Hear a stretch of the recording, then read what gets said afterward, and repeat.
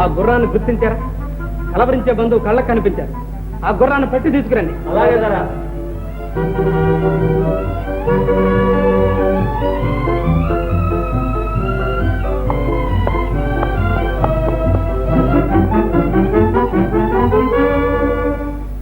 దుర్జయ రాజమండల విధుంతుదమూర్తి యుధిష్ఠిర క్రతూత్సర్జితమైన ఈ హయవతం సముత్రిమ్మర అంగరక్షగా అర్జునుడేగుదెంచే నిటలాక్షుని గెల్చిన జోదు విక్రమోపార్జిత లీల పట్టుడు రయంబున సూరులు ధాత్రిగల్గిన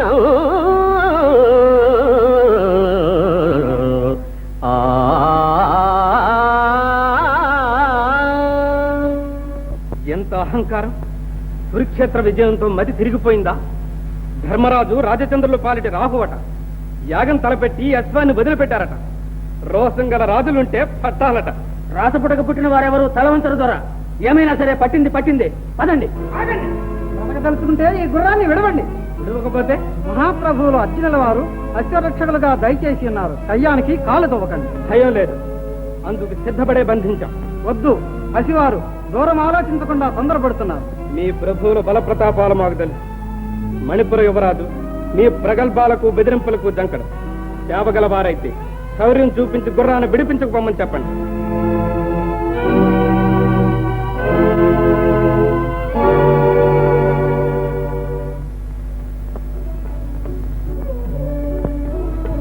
చిన్న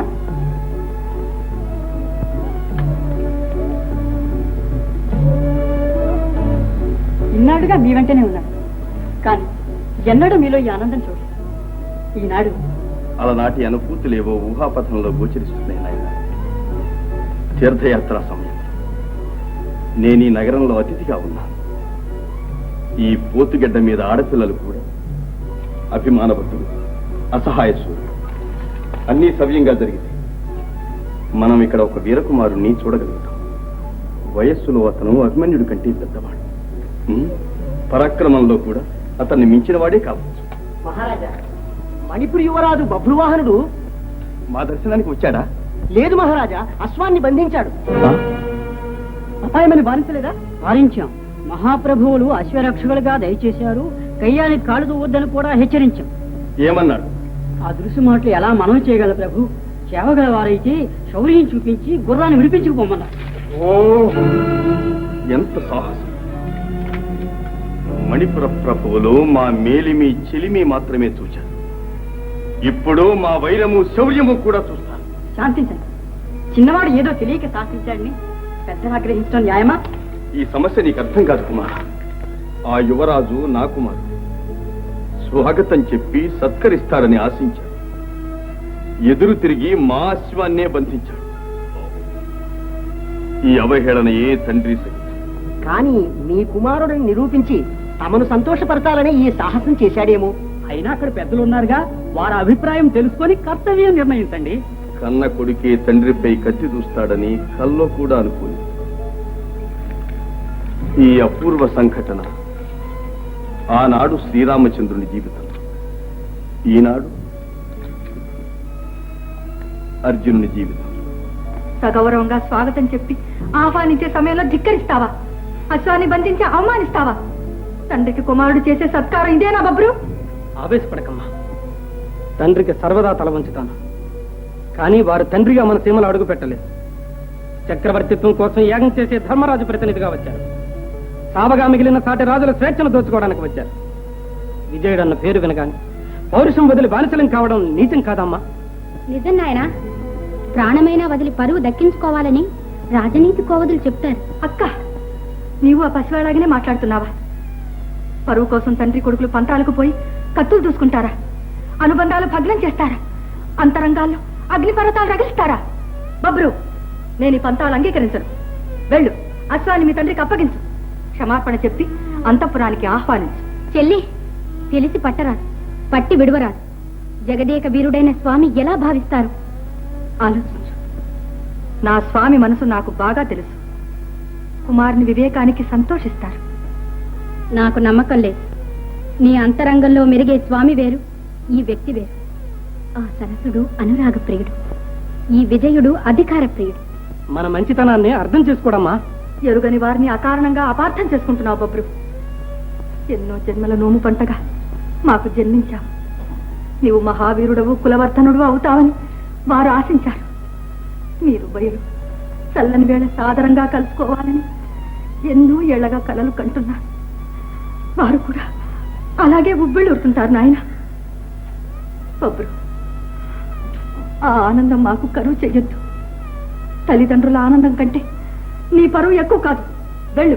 అమ్మా, నాపై నీకు గల భక్తి గౌరవాలు నిజమైతే నా మాట నిరాకరించకు. వెళతాను. తల్లిని కూడా ధిక్కరించిన అపకీర్తి నాకు అక్కర్లేదు.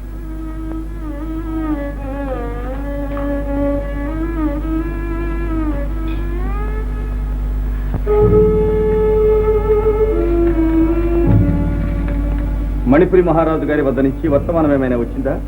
లేదు మహారాజా. అయితే విధేయులై యాగాశ్వాన్ని విడవరన్నమాట అనే భావించాలి. మూర్ఖులు. గాంధీవితో కథనమంటే కందుక క్రీడగా భావిస్తున్నారు కాబోలును. యుద్ధానికి సన్నద్ధులు కండి. మహారాజా, మణిపుర యువరాజు అశ్వంతో వచ్చి తమ దర్శనం కోరుతున్నారు.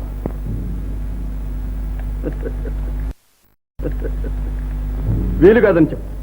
మరొక్క మారు ఆలోచించండి మహావీర. మణిపుర యువరాజు మనసు మార్చుకున్నాడేమో. తెచ్చిన సందేశం విని కర్తవ్యం నిశ్చయించడం మంచిది. ప్రవేశపెట్టు.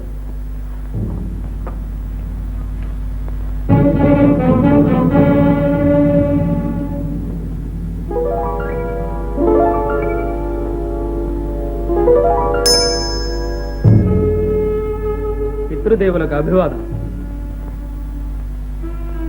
ఎవరు? చిత్రాంగదాదేవి కుమారుణ్ణి. బబ్బురు వాహనుడు అంటారు. సూర్యుడిగా మీ అశ్వాన్ని బంధించాను, కుమారుడిగా మీకు అర్పించడానికి తీసుకువచ్చాను. స్వీకరించండి. మా ప్రార్థన మన్నించి మా అంతఃపురానికి విజయం చేయండి నాన్నగారు. నాన్నగారు, ఆ సంబోధనతో మమ్మ అవమానపరచు. అప్పుడు అశ్వాన్ని పట్టమన్నదెవరు? ఇప్పుడు చేతులు జోడించి అర్పించమన్నదెవరు?